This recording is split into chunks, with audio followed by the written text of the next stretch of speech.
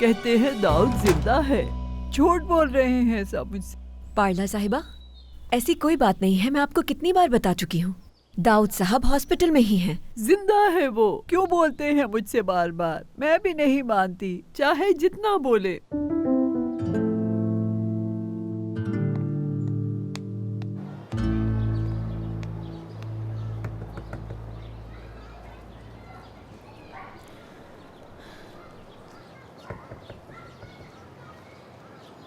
शुक्र है जो दरवाजा खोल लिया।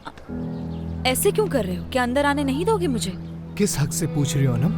बताओ जरा। ये सब क्या कह रहे हो यार? हाथ हटाओ, मुझे अंदर आने दो। वो फाइल ले आए क्या? अनम, क्या कुछ और नहीं जो तुम्हें पूछना चाहिए? जैसे कि क्या?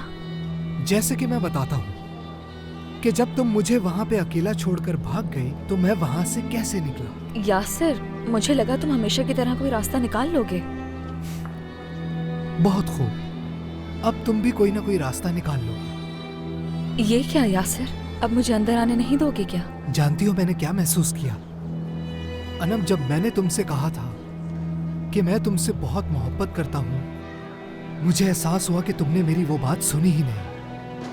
और मैं तब से जान गया था कि तुम मोहब्बत का कहकर तुम मुझसे सिर्फ और सिर्फ फायदा ही उठाओगे। तुम्हें फरहत ने भड़काया है ना? फिक्र मत करो, किसी ने नहीं भड़काया।